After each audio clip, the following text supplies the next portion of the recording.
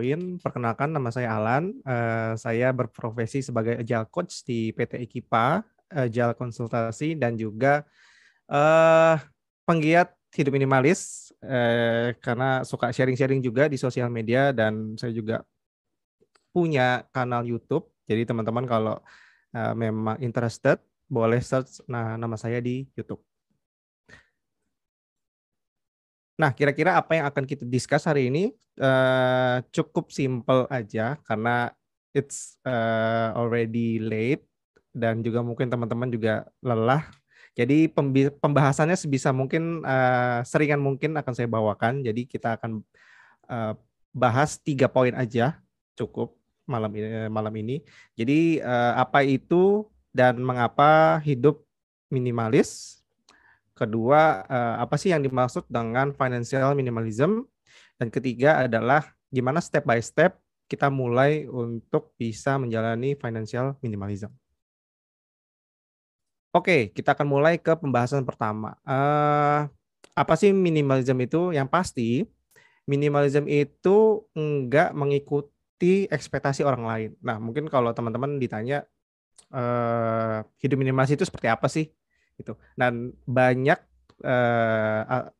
definisi beda-beda gitu. Setiap orang bisa punya definisi berbeda tentang bagaimana hidup minimalis, tergantung dari knowledge-nya dan juga pemahaman atau informasi yang telah didapatkan gitu. Banyak yang salah satu yang mungkin yang aku bisa share adalah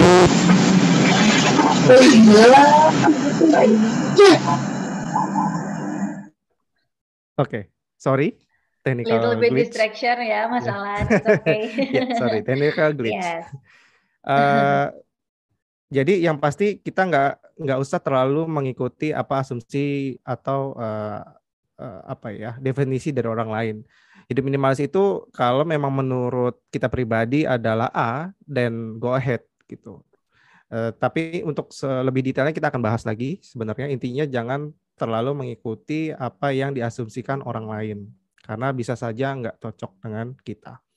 Terus hidup minimalis itu lekat dengan mempunyai sedikit barang gitu. Jadi asumsinya adalah setiap kita mau memulai hidup minimalis, kita buang-buangin barang tuh, namanya decluttering gitu. Kalau kata teman-teman sih katanya seperti itu katanya gitu. Aku bisa kasih info bahwa memang di awal kita akan diminta untuk memfilter kembali barang-barang yang kita punya. Tapi nggak ada target kita harus punya barang di bawah 100 pieces misalnya. Atau ada yang mungkin share juga di YouTube atau di konten-konten lain bahwa gue minimalis dan gue hanya hidup dengan 30 barang aja cukup gitu.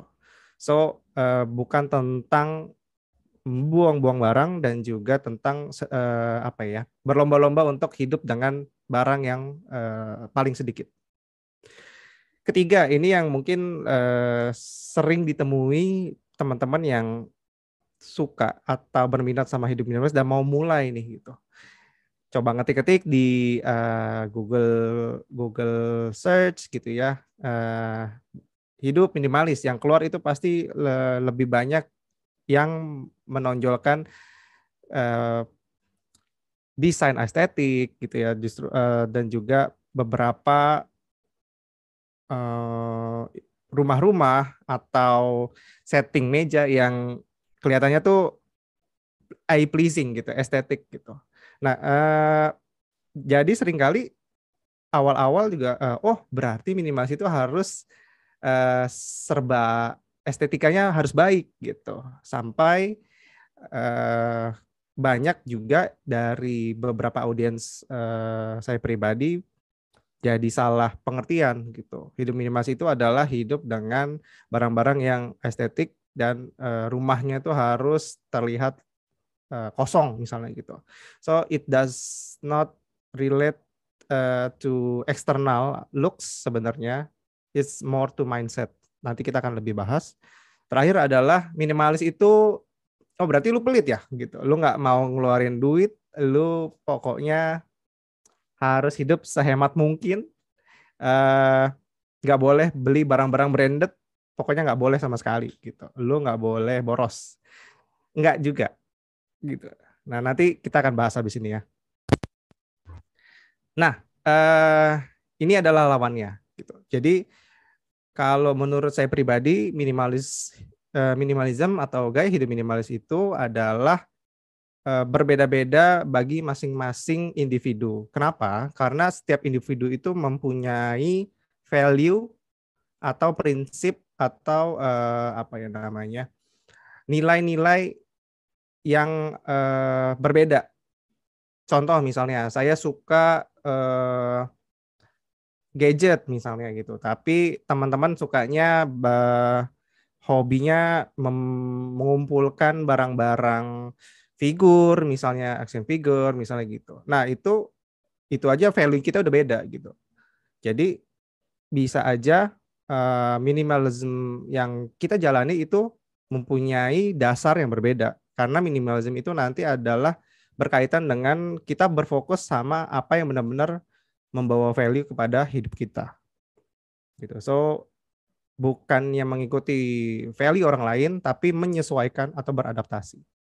Kedua, tadi kita sudah bahas, nggak melulu tentang kuantitas. Decluttering itu adalah proses kita memfilter barang-barang dan juga sambil berkontemplasi apa sih sebenarnya yang benar-benar kita butuhkan gitu. Lebih ke sana. Ketiga, lebih ke mindset daripada looks eksternal kita. So minimalism itu sebenarnya prinsipnya adalah lebih ke bagaimana caranya kita meminimalisir atau mempunyai barang kepemilikan itu lebih sedikit agar space di pikiran kita lebih banyak gitu. Terakhir adalah bukan masalah kuantitas, tapi kita lebih memfokuskan ke kualitas. Bukan masalah branded atau baju mahal atau serba barang-barang mahal, tapi kita tahu bahwa setiap barang itu mahal ada reasonnya misalnya gitu. Asal kita mesti tahu mana yang benar-benar barang berkualitas dan memang worth to value. Ada juga barang-barang yang memang branded aja gitu, karena brandnya ini harganya nggak make sense. Nah, harus bisa ngebedain mana yang harganya sesuai dengan kualitas, mana yang harganya lebih ke brandednya gitu. Nah, ini saya akan coba ngambil beberapa referensi dari beberapa content creator dan juga penggiat minimalis di luar negeri ya. Jadi kalau teman-teman sempat melihat gitu atau mencari, ada 3 yang lumayan vokal. Pertama adalah ada 2 orang ini namanya Joshua and Ryan. Menurut mereka adalah minimalism itu hanya sebuah tool sih untuk kita bisa lebih fokus sama apa yang mau kita fulfill. Jadi kita bisa lebih senang, bisa lebih bebas gitu, bukan jadi sebagai limitasi. Terus juga ada dari Joshua Becker, dia penulis, dia bilang minimalis itu akan berbeda-beda, seperti yang tadi kita udah ngobrolin gitu. Minimalis itu akan berbeda-beda dari setiap individu, karena tiap individu mempunyai prioritas dan value yang berbeda-beda pula gitu. Dan terakhir adalah dari blogger Leo Babauta, dia juga bilang bahwa minimalis itu harusnya nggak membuat kita tuh menderita.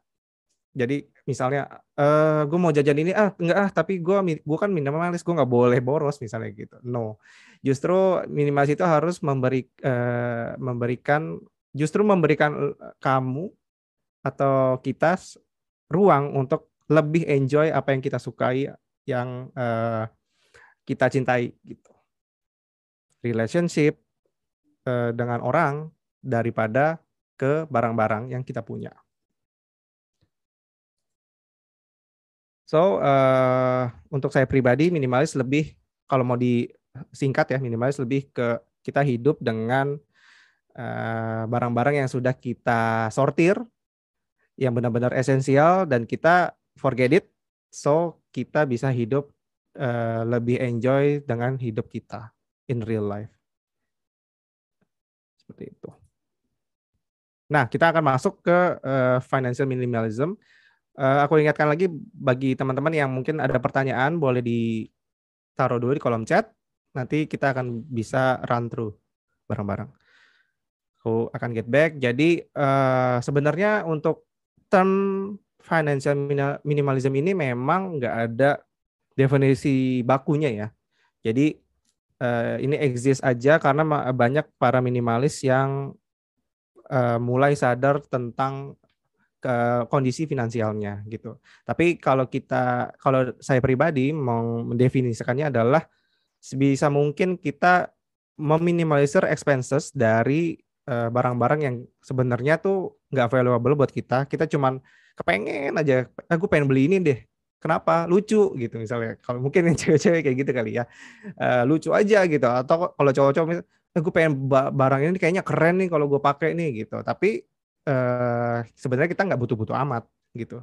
Dan kita lebih fokus ke pembelian barang-barang yang benar-benar esensial, yang benar-benar kita pakai setiap hari, dan hidup kita akan lebih sulit ya kalau kita nggak punya barang itu. Seperti itu. Itu definisinya. Nah, di sini saya akan put notes bahwa financial minimalism itu hemat, tapi nggak sama dengan kita menjadi kikir atau pelit. So, lebih ke gimana kita lebih sadar dalam spending, dan kita punya strategi gimana caranya kita mengalokasikan dana kita. Dana yang kita punya, income yang kita punya untuk kita spend. Seperti itu. Simpelnya seperti itu. Oke. Nah, kita langsung masuk ke how to start ya. Jadi ini akan saya simplifikasi based on my experience. Pertama adalah memonitor keuangan kita, pemasukan dan pengeluaran. Itu pertama. Nanti kita akan masuk ke yang ke slides yang masing-masing ya, yang lebih detail. Tapi kita bahas dulu stepnya ada 4. Pertama, monitor dulu keuangan kita yang masuk dan yang keluar. Kedua, after that kita harus menerima keadaan finance kita. Nah, mungkin bingung ya, maksudnya apa sih accepting your finance? Nanti kita akan bahas. Ketiga adalah kita planning. Setelah kita accepting, kita akan planning. And then keempat, kita coba rubah mindset kita. Nah, kita langsung bahas aja kali ya, biar lebih clear. Oke, so pertama, catat pemasukan dan pengeluaran secara detail. Gitu. Nah,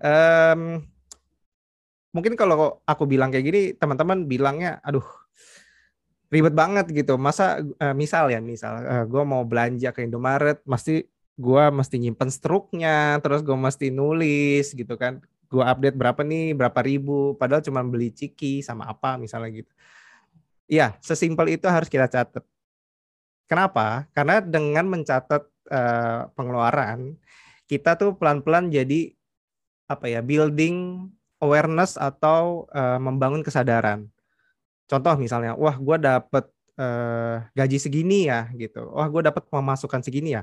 Terus wah gue udah ngeluarin uang segini gitu. Nah jadi kamu punya state of mind itu kayak standby aja gitu. Selalu tahu posisinya tuh sekarang udah di mana. Karena setiap in and out itu dicatat gitu.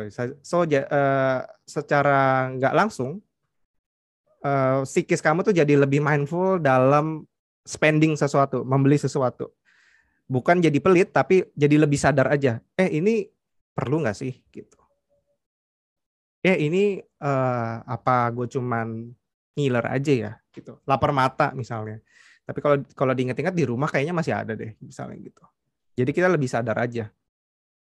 So, dan kalau bisa spendingnya, nanti spending terus kita catat, terus kita bagi ke 4 kategori ini. Jadi pertama survival atau yang benar-benar esensial.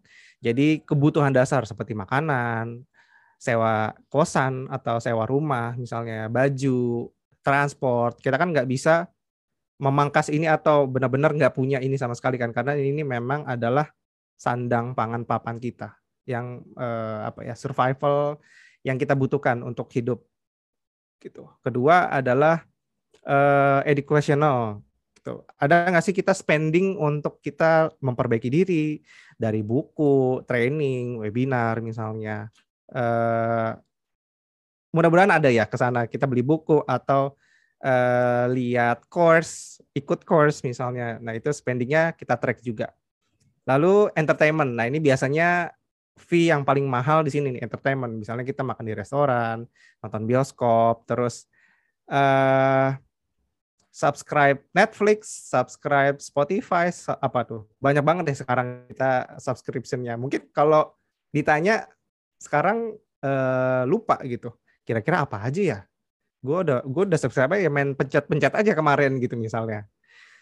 Nah, itu coba kita track lagi. Terakhir adalah misalnya kita mau upgrade barang, upgrade elektronik, terus mau beli kado, atau ada jasa-jasa premium yang sebenarnya kita nggak butuh-butuh banget misalnya gitu. Tapi nggak apa-apa kalau memang saat ini masih ada dan berjalan dan kita keluarkan, dicatat. Gitu. So, nah, kebetulan di kantor saya pribadi di Ekipa itu kebetulan kita memakai Okegan. Nah, tadi yang sebelumnya udah di introduce sama Monik ya. Okegan ini salah satu aplikasi pencatatan uang yang nggak perlu download.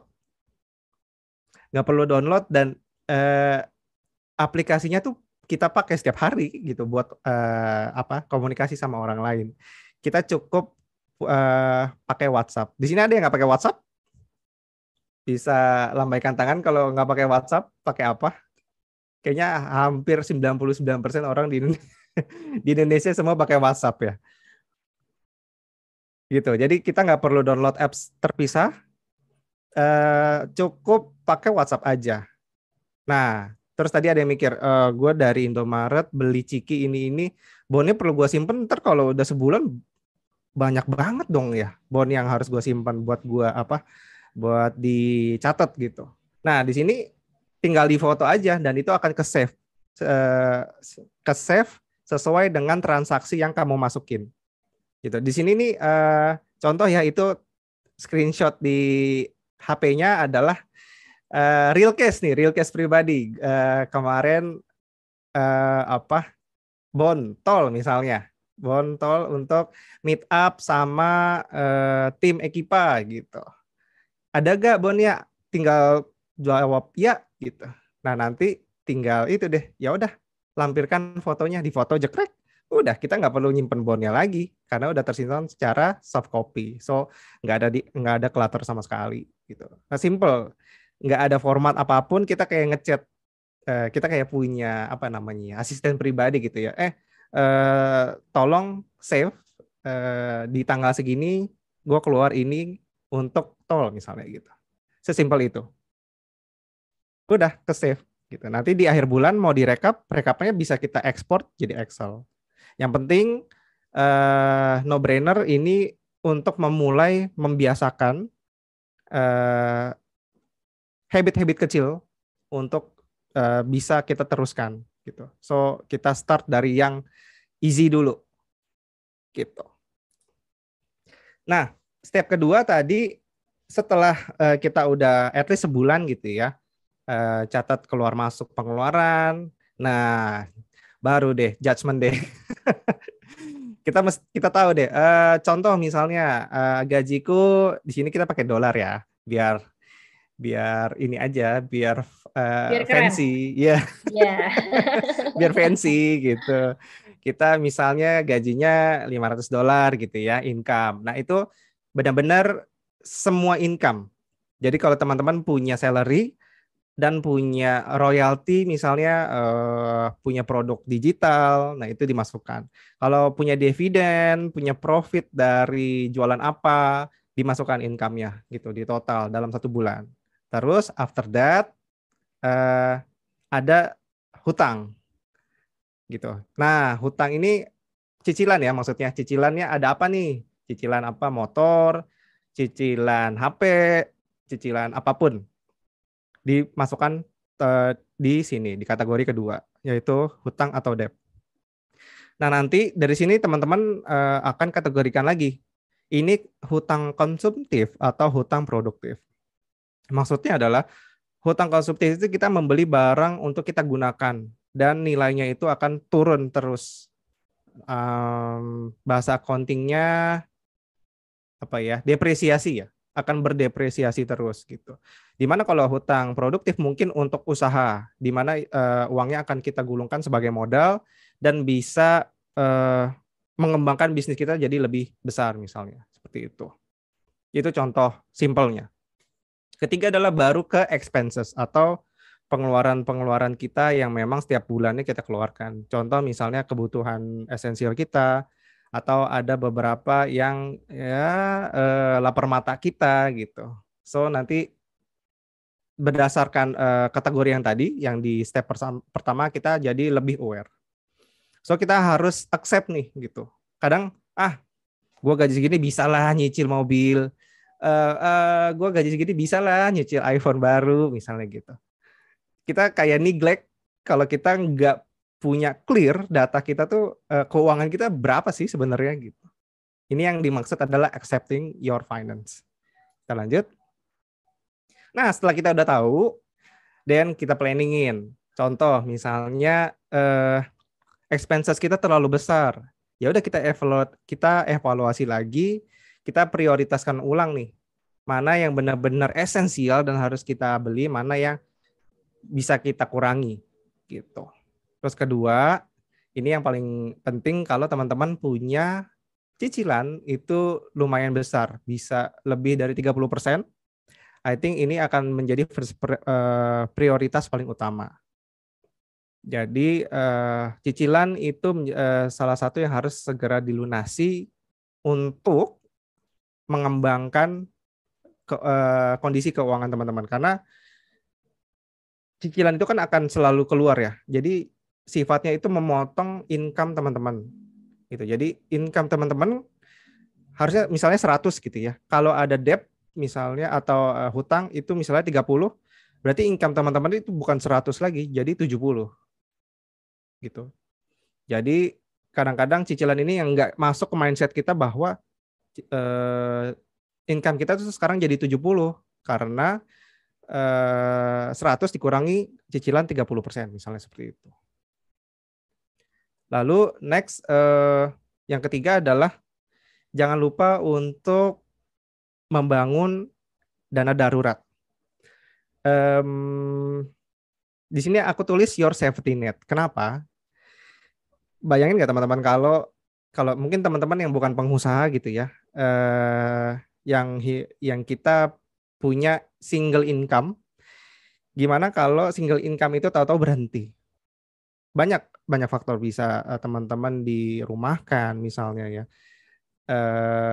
perusahaan teman-teman bangkrut atau ada force major apapun itu, intinya income teman-teman itu jadi nggak bisa menghasilkan lagi. Kalau teman-teman nggak punya dana darurat, teman-teman akan pasti pusing gitu ya. Aduh gimana ini gitu. Next bulan depan kok mesti gimana gitu. Sedangkan dana darurat ini adalah sifatnya untuk backup kita. Mungkin dana darurat itu bisa, kalau teman-teman single bisa 6 kali gaji misalnya, 6 kali gaji bulanan. Atau kalau sudah berkeluarga disesuaikan 12 kali gaji misalnya, atau sudah punya anak 16 kali gaji. So jika teman-teman di PHK misalnya, teman-teman masih punya nafas atau punya buffer untuk gue masih bisa buffer untuk cari peluang lain gitu. Nah, safety net ini juga sebenarnya menjadi apa ya, mindset bahwa gue udah punya backup, gue ready untuk melakukan investing. Kadang yaudah deh gue invest deh, tapi kita nggak punya tabungan sama sekali. Dan invest itu kan nggak selalu untung ya. Jadi bedanya savings dan investing adalah investing memang bisa mengembalikan dana lebih besar, namun ada resikonya di situ, ada resiko kerugiannya. Kalau teman-teman nggak punya backup dana darurat atau tabungan gitu ya, bisa jadi teman-teman malah rugi dan nggak punya backup plan dan jadi apa ya, salah jalan gitu. So kalau teman-teman berminat untuk belajar investing gitu ya, bikin dulu safety netnya, yaitu dana darurat. Sesimpel dana darurat. Masuk. Oke, kita sampai di penghujung. Jadi terakhir adalah setelah kita udah planning tadi, udah kita planning gitu ya. Jangan lupa kita rubah mindset kita. Jadi di sini mungkin ada banyak sebenarnya, tapi ini aku rangkum jadi 4 yang paling penting. Ya, jadi pertama, tabung dulu. Jadi saat teman-teman gajian nih, ini tanggal 20 berapa? 26 ya. Jadi mungkin ada yang udah gajian, ada yang nanti tanggal 30 gajian. Tabung dulu, once dapat gajinya, langsung dipisahkan di tabungan atau mungkin ada seperti apa ya, di amplop misalnya, diambil cashnya terus dipisahkan langsung mana yang harus ditabung gitu. Jadi tabung dulu saat terima gaji, lalu teman-teman jadi punya apa ya, sisa itu yang baru bisa di expense atau di spending gitu. Karena kalau teman-teman cuman nyisa apa ya, gue spending dulu deh, nanti sisanya gue tabung. Ada yang kayak gitu nggak di sini? Kalau ada, kira-kira berapa sih yang bisa ditabung? Atau bahkan kadang-kadang nggak ada sisanya gitu. Kadang-kadang jadi nggak jadi nabung lagi gitu. So, dibalik mindsetnya. Kita tabung dulu, 10-20% is okay. Atau 10% dulu, atau 5% dulu nggak apa-apa. Dengan sedikit-sedikit dulu, tapi kita jadi punya habit yang baik gitu ya. Jadi kita punya habit yang baik, nanti teman-teman ngerasa, wah ada juga ya manfaatnya gue nabung gini, gue jadi punya tabungan gitu. Karena sebelumnya gue nyisain dari spending gue. Kedua adalah jangan membeli sesuatu tren atau lifestyle yang sebenarnya jadi apa ya, loophole. Biasanya kalau tren lifestyle itu kita ngelihat di sosial media atau ngelihat teman-teman kita, wah bagus ya gitu, gue pengen deh gitu, gue pengen beli gitu. Udah beli, teman kita atau orang lain, wah lebih bagus lagi, beli juga gitu, gue nggak mau kalah. Itu nggak akan selesai karena barang baru itu akan selalu muncul setiap bulan, setiap quarter, sekarang akan muncul terus. So teman-teman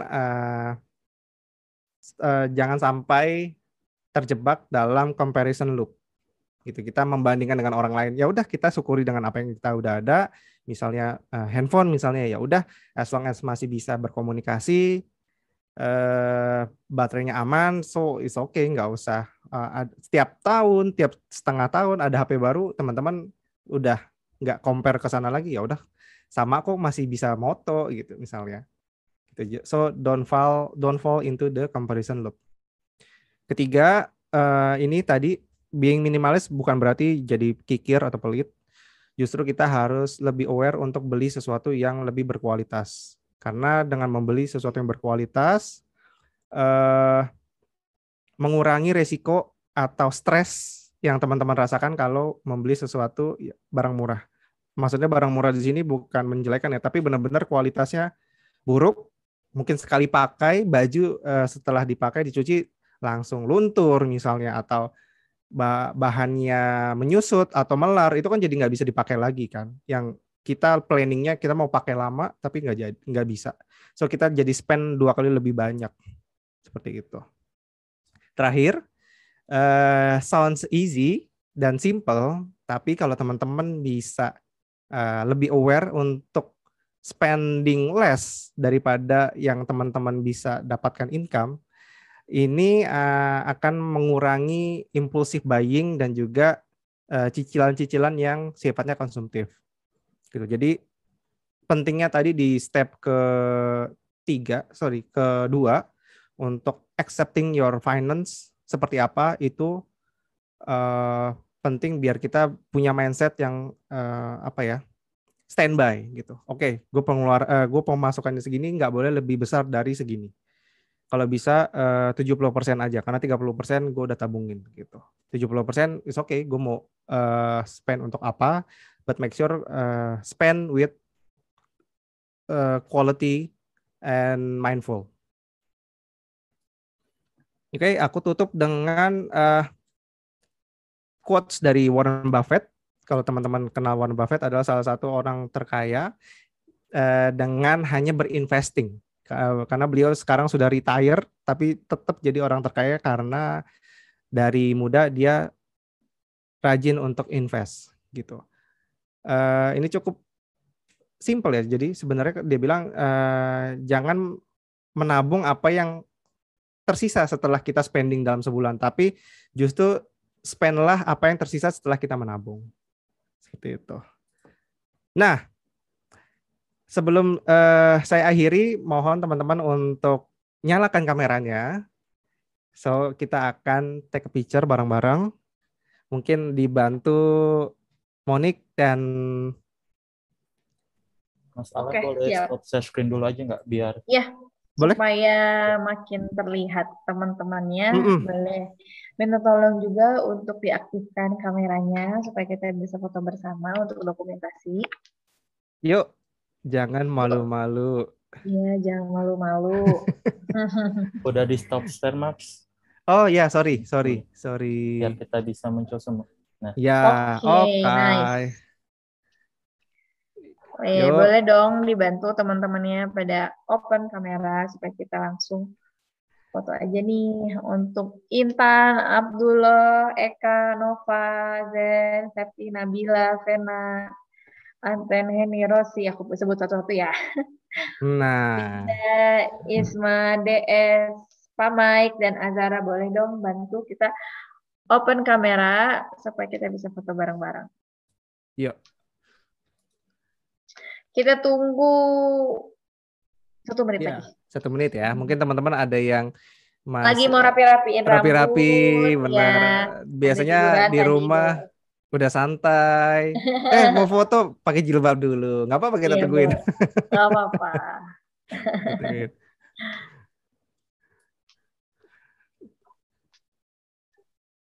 Sampai jam 8 pas ya, Mas? Ya, boleh. Oke, kita tunggu. Yang lainnya boleh dong diaktifkan kameranya.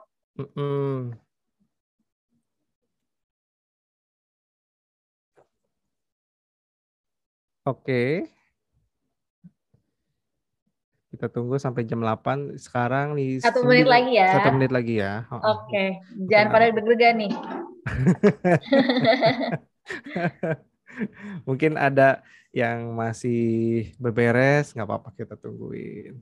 Oke.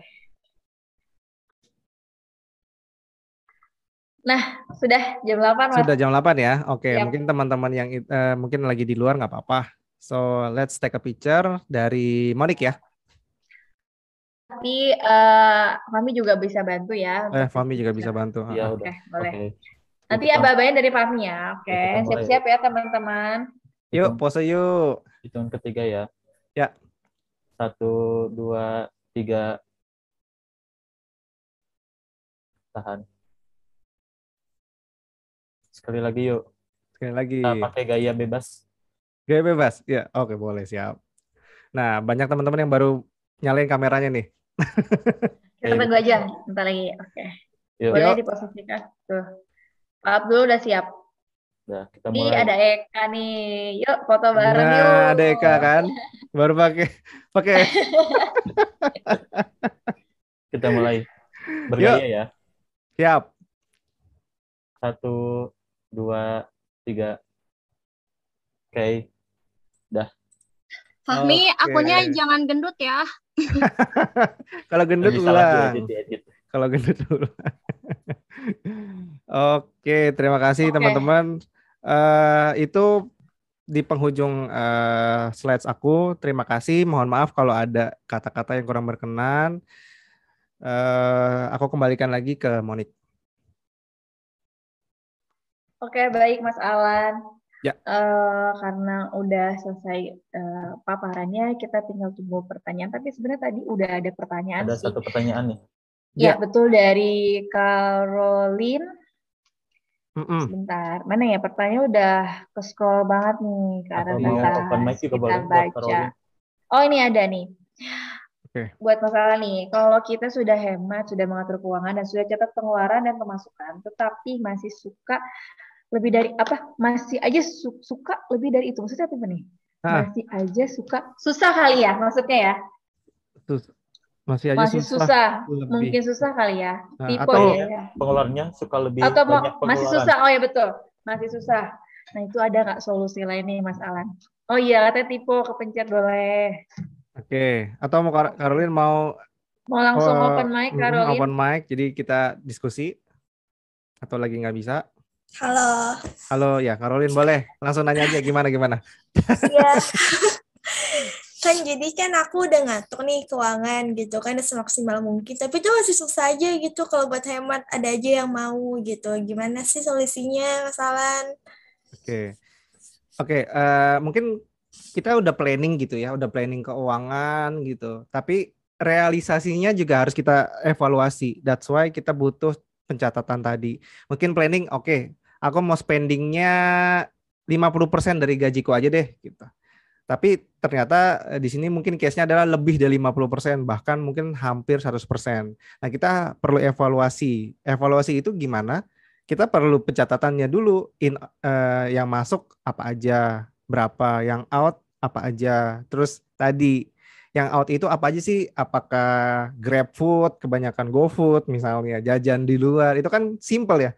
Gue jajan, pengen beli es, beli boba misalnya gitu. Tapi kalau setiap hari, nah boncos juga gitu. That's why pencatatan uang itu penting. Ribet memang awalnya. Aku juga ngerasa, malas banget untuk nyatat uang. Tapi kita nggak akan bisa evaluasi diri kita kalau kita nggak punya data itu. Selama 1 bulan itu pengeluarannya buat apa aja.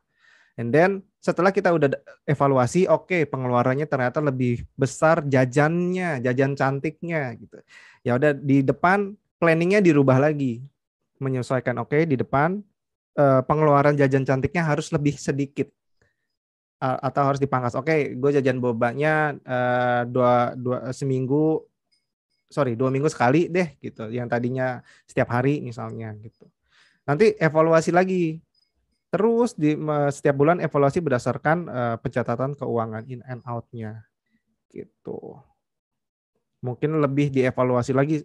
Mungkin aku nggak bisa pinpoint ya solusinya gimana karena aku udah ngatur pengeluaran pemasukan tapi masih bocor alus juga. Nah gitu. Justru bocor alusnya itu harus dicari dengan nyatet lalu disesuaikan nih kategorinya, ini pengeluarannya apa. Ini apakah basic needs atau cuman wants kita aja.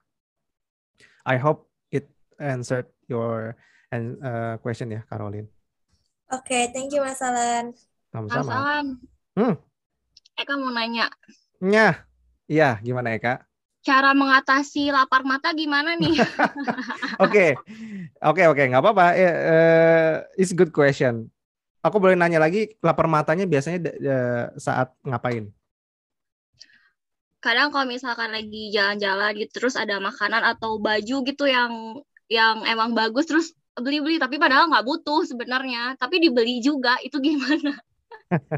Oke. Balik lagi ya Kak, sebenarnya kan bukan nggak boleh sebenarnya. Kalau mau beli dan memang udah ada budgetnya dan belum keluar dari budget, mau beli pun nggak apa-apa sebenarnya itu. Karena kalau memang itu bring your happiness dan di rumah memang nggak ada misalnya gitu, tapi justru kita harus aware bahwa kalau saat lapar mata itu kita nanya balik dulu, ini di rumah ada nggak sih yang mirip-mirip begini gitu, atau kalau gua nggak beli sekarang gimana misalnya gitu, apakah ada impact-nya akan membuat gua stres atau nggak bisa menjalani hidup misalnya gitu. So lebih tanya balik sih, beneran butuh nggak sih gitu, atau cuman lucu-lucuan aja gitu. Lebih ke self manage kita juga sih, Eka sebenarnya. Uh, that's why kenapa di gaya hidup minimalis itu ada namanya decluttering. Decluttering itu tadi ya, ngefilter barang-barang terus kita buang. Nah, selama filter itu kita tahu, jadi baju mana yang kalau kita beli itu sebenarnya kita nggak akan pakai juga gitu. Karena setelah decluttering, akhirnya kita tahu bahwa oh ini nggak pernah gue pakai. Ini waktu itu gue beli karena cuma lucu-lucuan aja. Tapi nggak sering gue pakai gitu misalnya. That's why kesadaran itu yang dibuat atau yang dibangun pada saat kita melakukan decluttering. Gitu. Balik lagi akan lebih ke self manage-nya sih, Eka. Mungkin tadi sebenarnya kenapa aku nanya dari kapan, di mana kamu lapar mata. Kalau itu dari sosial media, libur dulu sosial medianya. Kalau itu dari aplikasi yang hijau, yang oranye, di-uninstall dulu. Puasa. Mau nggak mau, karena atau itu ekstrim kali ya kita uninstall. Tapi kalau menurut aku adalah mulai dengan nonaktifkan notifikasinya. Itu kan biasanya notifikasinya muncul terus ya. Promo ini, diskon ini, flash sale gitu. Itu setiap hari kita dibombardir dengan notifikasi itu, secara nggak langsung kita akan buka dan akan lihat, wah lucu juga nih gitu. Nah, kita tutup dengan matikan notifikasinya. Kalau kita masih bandel juga, uninstall. Tapi kalau kita mau belanja baru kita install lagi. Se-ekstrim itu biasanya. Mudah-mudahan menjawab ya, Kak. Oke, terima kasih Mas Alan. Sama-sama. Yuks. Ada pertanyaan. Mau nanya, Mas. Iya, gimana Mas Zen? Nah, tadi kan kata Mas Alan, aku suka banget tuh kata-katanya tuh, minimalism mengulangi jumlah barang supaya ruang pikiran kita terbuka lebih luas gitu kan ya. Nah, cuman aku pernah lihat tuh ada orang-orang yang financial minimalism tapi dia malah jadi pemburu diskon, nyari-nyari diskon kesana kemari, actively gitu kan. Nah, itu menurut Mas Alan gimana tuh akhirnya? Thank you Zen, it's a good question actually. Balik lagi tadi, kita hidup minimalis bukan berarti kita jadi nggak ada yang salah dengan barang diskonan sebenarnya actually. As long as kita aware kita memang butuh dan kita secara strategically apa yang kita beli itu memang kebutuhan kita gitu. Mungkin contoh misalnya pada kita butuh suatu barang gitu yang cukup mahal, tapi kita tahu nih, wah biasanya di tanggal yang kembar itu akan sale nih. Aku tunggu deh sampai tanggal itu untuk beli lagi misalnya gitu. Itu kan secara strategically sebenarnya kita membeli sesuatu yang kita memang butuh, tapi dengan harga yang lebih murah gitu. Beda dengan halnya, wah habis gajian nih, terus tanggal kembar misalnya nanti, gue mau beli ini gitu. Beli sesuatu yang sebenarnya kita nggak benar-benar butuh. Di situ yang sebenarnya yang ingin dihindari dari hidup minimalis. Jadi bukan hanya kita membeli sesuatu barang, kan kalau kita membeli barang dengan harga lebih murah berarti kuantitasnya kita bisa lebih banyak kan misalnya gitu. Atau barang lebih murah tapi kualitasnya mungkin kalau misalnya baju itu adalah season yang kapan gitu, yang sudah barang lama atau stok lama gitu. Lebih ke sana sih. So nggak masalah kita beli barang diskon as long as kita stay mindful dan benar-benar barang itu memang kita butuhkan. I hope it answer ya Jen. Siap, thank you Mas Alan. Thank you Zen. Ada lagi pertanyaan? Oh ada nih. Ada yang masalah ya di kolom chat. Oke. For question to naik. Dari. Nggak apa-apa ya Mas Alan, lebih satu. Nggak apa-apa. Dari Bobby ya? Aku baca. Iya betul, dari Bobby Ardian. Kak Alan kasih definisi simpel dong tentang beda minimalism sama pelit. And by the way, selama kakak menjalani hidupnya minimalism, ada yang nyindir nggak sih? Oke. Aku jawab yang kedua dulu kali ya. It's a good question, Bob. Udah hampir 3 tahun aku ngejalanin hidup minimalis, sampai kemarin masih ada tuh yang apa ya, nyinyir ya kalau bahasanya tadi ya, nyinyir tuh masih ada gitu. Contoh misalnya ya, kerennya julid kali ya, iya julid ya. julid kali ya masalah. Betul, that's why aku di slide paling pertama, kalau nggak salah tadi, jangan mempedulikan atau jangan terbawa arus dari ekspektasi orang lain. Contoh misalnya julidnya atau nyinyirnya adalah, lu katanya hidup minimalis gitu, tapi kok lu barangnya mahal-mahal ya gitu, lu barangnya beli branded, kok lu punya ini punya itu gitu. Karena persepsi orang ya, hidup minimalis itu lu nggak boleh beli apa-apa gitu. Siapa yang mau hidup minimalis kalau kita menjadi seseorang yang nggak bisa beli apa-apa atau dilarang membeli apa-apa. Jadi kalau pertanyaan kedua itu ada, sesimpel yang nyinyir ada, tapi aku lebih fokus ke diriku sendiri aja gitu. As long as aku merasakan benefit dan manfaatnya, aku akan terus jalani gitu. Contoh misalnya orang juga diet misalnya, lu ngapain diet gitu? Ya gue ngerasa badan gue setelah gue diet, makannya lebih bersih, badan jadi lebih enteng aja dan gak gampang sakit misalnya seperti itu. So yang namanya pola hidup, gaya hidup itu lebih personal sih. Jadi pasti akan ada aja spot atau perspektif yang nggak sesuai sama orang lain, karena memang balik lagi value, prinsip orang itu beda-beda gitu. Terus pertanyaan yang pertama, definisi simple, bedanya minimalis sama pelit. Pelit benar-benar memangkas pengeluaran kita meskipun itu kebutuhan dasar kita. Aku pernah dapat, ini real case ya, mungkin yang follow Instagram aku kemarin aku sempat share,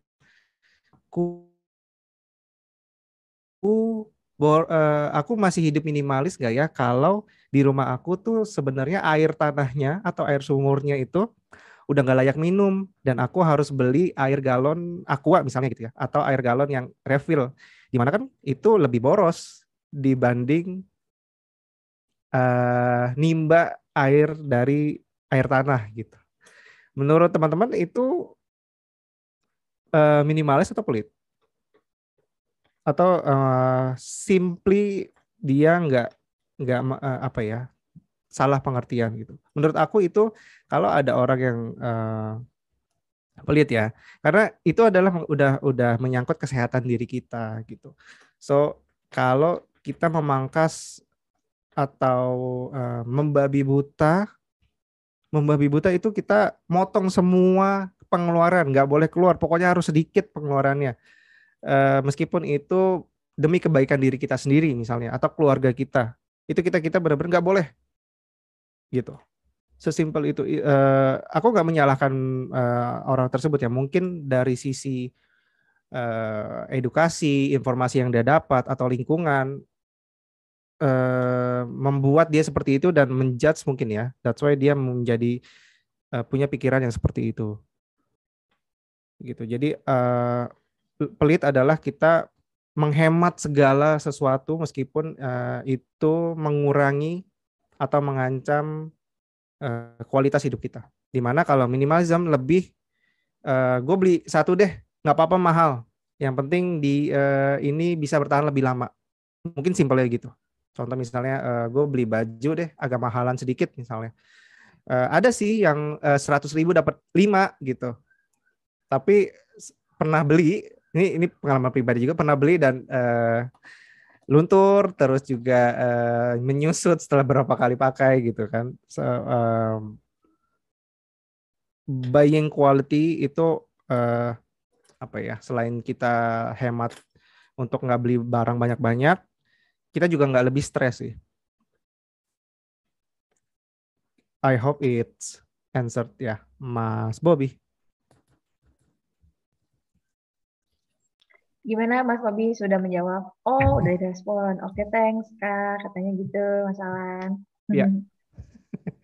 Gimana teman-teman? Apakah ada pertanyaan lagi sebelum kita tutup acaranya? Mungkin pesan buat Mas teman-teman. Alan, kenapa Mas Alan? Oh, nggak apa-apa. Jadi Dari Monik dulu. Kenapa? Iya, karena I think kalaupun ada pertanyaan, aduh aku tetap pengen belanja gitu ya, karena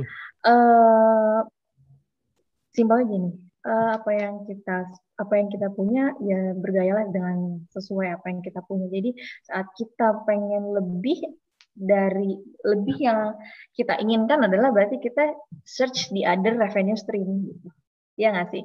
Jadi dibanding kita push, kita juga bisa cari alternatif di mana kita bisa search di other revenue stream, di mana juga kita bisa bergaya sesuai dengan keinginan kita gitu. Kalau menurut aku juga itu sih, dan aku juga setuju. Betul. Plan the journey, also tadi tracking cash in and cash out, accepting your finance, itu sih menurut aku yang penting banget gitu. Iya. Mungkin aku bisa masalah. Mungkin aku tambahin sedikit dari poinnya Monik ya. Teman-teman teman-teman kalau aware Mark Zuckerberg salah satu orang terkaya, dia punya mungkin hartanya uangnya juga udah nggak berseri gitu. Tapi dia salah satu orang yang bergaya di bawah dari yang dia sebenarnya bisa. Gitu. Kalau kita hidup ngikutin lifestyle yang tinggi, itu akan terus berlayer-layer. Jadi kayak ada layer pertama, layer seterusnya akan selalu ada lifestyle yang lebih tinggi lagi dari yang kita pengen kejar gitu. So that's why aku tadi put di situ jangan terjebak di dalam plot hole comparison itu. Kita melihat orang lebih mewah, kita pengen gitu. Kalau kita bisa menahan untuk hidup di bawah, bukan sesuai ya, di bawah dari apa yang sebenarnya kita bisa, dan put itu sebagai invest atau saving, itu akan lebih membawa kita kedamaian juga sih gitu. Dan fun fact dari investing itu kita bisa beli barang yang sebenarnya nggak bisa kita beli kalau kita mengandalkan income kita. Itu salah satu yang aku dapetin sih dari hidup minimalis. Setuju banget Mas Alan, kayaknya udah nggak ada lagi pertanyaan, kita closing aja ya. Ya, oke.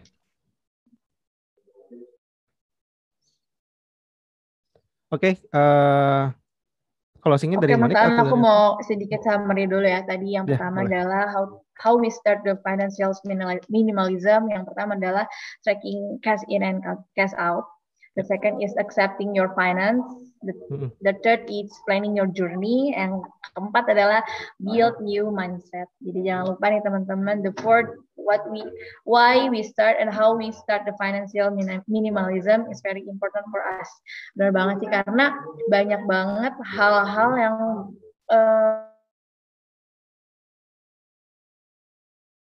semakin lebih wise. Dan ingat teman-teman bahwa hidup minimalis itu lekat sekali dengan sedikit barang, bukan karena estetik, but it's not about external look, but is a mindset. Ya, Mas Alan. Oke, Mas Alan, ada tambahan lagi nggak sebelum kita tutup acaranya? Ya, bagi teman-teman yang masih punya pertanyaan tentang gaya hidup minimalis, boleh kita bersua atau connect di sosial media. Aku ada di Instagram dan misalkan kalau misalkan aku follow, nanti follow back nggak Mas Alan? Boleh di DM ya. Siap. Karena aku nggak tahu kalau itu Monik gitu. Oke, siap. Nanti boleh follow, boleh DM, tanya aja. Kalau aku punya waktu pasti aku akan jawab. Siap. Oke, dari aku cukup. Oke. Mudah-mudahan bermanfaat. Cukup Mas ya. Alan.